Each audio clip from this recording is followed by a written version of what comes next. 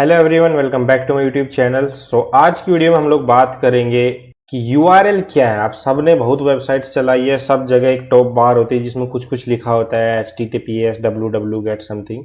आज हम उसी के बारे में बात करेंगे कि यूआरएल है क्या और कैसे काम करता है और इसके क्या क्या कंपोनेंट्स है। So without getting any delay, let's get started.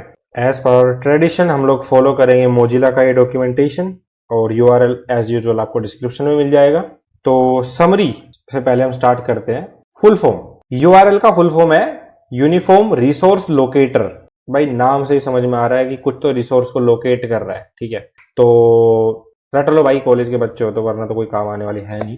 Again URL से पहले आपको पता होना चाहिए डोमेन नेम क्या है, थोड़ा सा पता होना चाहिए इंटरनेट कैसे काम करता है। दोनों वीडियोस आई बटन में आ रही होंगी, जाके देख लो अगर नहीं पता है तो URL basically is a mechanism जो ब्राउजर यूज करता है टू गेट द डॉक्यूमेंट्स, जैसे HTML डॉक्यूमेंट्स जो भी या कुछ भी आपको वेबसाइट पे निकालना है, तो कि एग्जैक्टली वहां का पाथ क्या है, वहां तक पहुंचा कैसे जाए, रास्ता क्या है। तो ये कुछ एग्जांपल्स है छोटे छोटे। दिस इज ऑल्सो यूआरएल की स्टार्ट्स विद HTTP और HTTPS। It can be like mail to, depends on the schema जो नीचे हम लोग समझेंगे डायग्राम में।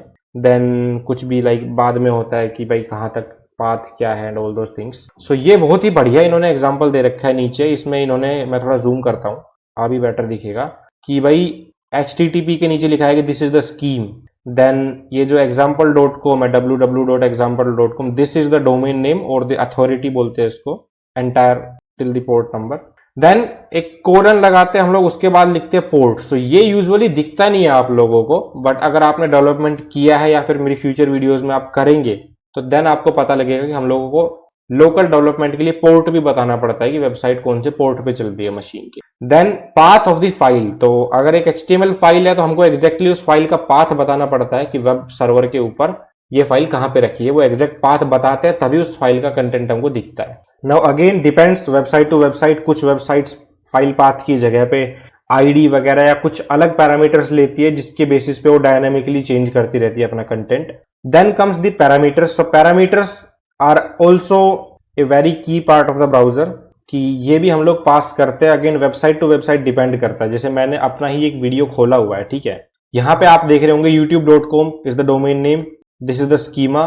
देन अभी यहाँ पे आप देखोगे कि $V, ये आपको बहुत छोटा दिख रहा होगा क्योंकि मैं जूम भी नहीं कर सकता टाइटल बार को, तो बट देखो $, के बाद V इक्वल्स टू दिस कुछ भी रैंडम नंबर लिखा है। So this is a parameter जो बेसिकली इस वीडियो का ID है। तो इस तरह से आप पैरामीटर्स भी पास कर सकते हो $, के बाद। एंड आपको दूसरा पैरामीटर भी पास करना है तो आपको ये एंड वाला सिंबल यूज करना पड़ेगा। अगेन पैरामीटर्स पास होते हैं की वैल्यूज के पेयर में ही। देन अगेन यहाँ पे ये एक सिंगल डॉक्यूमेंट में ही आपको अगर कोई और चीज रेफर करनी है तो हम लोग यूज करते हैं एंकर का। जैसे इस डॉक्यूमेंट में अगर बात करें तो अभी मैं स्कीम पे क्लिक करूंगा तो देखो यूआरएल में #स्कीम हो गया। अथॉरिटी पे क्लिक करूंगा तो यूआरएल में #अथॉरिटी हो गया। तो इस तरह से ये एंकर काम करता है। तो इन्होंने एकदम डीप में भी सारी चीजें समझा रखी है। जैसे स्कीम क्या होती है भाई, स्कीम में इन्होंने बताया HTTP या HTTPS जो स्कीम होती है, that basically look for a web server. Web server नहीं पता, फिर से पिछली वीडियो देख लो। अभी ये एक दूसरा स्कीम है मेल टू, जो डायरेक्टली आपको ईमेल का वो खोल देता है कि भाई आपको डायरेक्टली मेल करना है किसी को। जैसे मैं एग्जांपल में लिखता हूं, let's say mail to scheme and test@gmail.com। जैसे ही मैं एंटर मारूंगा सीधा मेरे को जीमेल पे भेज दिया गया है, ठीक है। So this is again a different type of schemes. Next होता है अथॉरिटी, जो पूरा domain name plus the port number, that is the authority कि भैया कौन है ओनर, वेब सर्वर कहां पे है, वो चीज यहां पे लिखी होती है। अभी ये इसका बेसिकली सिंटैक्स ही बोल सकते हो कि :/ हमको लगाना पड़ता है after the scheme, then colon के बाद पोर्ट नंबर देना पड़ता है, ऐसे करके। देन फाइल पाथ, अगेन मैंने बताया कि कुछ स्टैटिक वेबसाइट्स है, अगर आपकी वेबसाइट स्टैटिक है तो आपको पाथ देना पड़ता है फाइल का। अगर आपकी वेबसाइट डायनामिक है तो this can differ, like .html आपको नहीं दिखेगा क्योंकि कुछ वेबसाइट्स IDs के बेसिस पे या अलग अलग बेसिस पे डायनामिक होती है। देन अगेन पैरामीटर मैंने अभी एक्सप्लेन किया कि $? देके हम लोग पहला पैरामीटर बताते हैं, देन एंड के बाद दूसरे पैरामीटर्स हम दे सकते हैं। And again they are always a key value pair. Anchor हमने अभी समझ ही लिया कि भाई हैशटैग के बाद इस डॉक्यूमेंट में कहां पे रेफर करना है, कि अभी मैं पैरामीटर्स वाले पे क्लिक करूंगा तो ये यहाँ पे चेंज हो जाएगा एंकर, ठीक है। अब बारी आई एब्सोल्यूट और रिलेटिव यूआरएल्स की।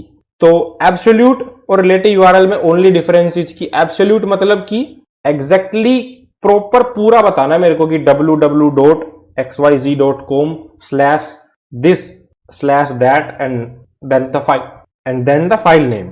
वहीं पे रिलेटिव यूआरएल में क्या है ना, हम लोग अथॉरिटी तक का पार्ट काट देते हैं। लेट्स से example.com तक का पार्ट काट दिया और उसके बाद का बताया कि /xyz/abcd।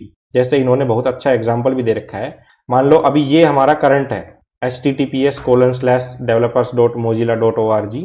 So this is absolute URL, क्योंकि पूरा बताना पड़ रहा है हमको। वहीं पे अगर हम सिर्फ इतना बता दें कि /eng-us/docs/learn, so this is the relative URL. तो ये बहुत सारे एग्जांपल्स इन्होंने दे रखे हैं कि भाई स्कीमा का रिलेटिव यूआरएल ये है, sub resources, these are the sub resources. तो अभी आपको क्लियर है यूआरएल क्या है, क्या क्या इसके पार्ट है, एब्सोल्यूट यूआरएल क्या होता है, रिलेटिव यूआरएल क्या होता है। एंड इसी के साथ ये वीडियो समाप्त। बाकी आपको कोई भी इश्यू है कमेंट बॉक्स में लिखो। वीडियो अच्छी लग रही है दोस्तों के साथ शेयर करो, लाइक करो and subscribe to my channel. Thanks for watching.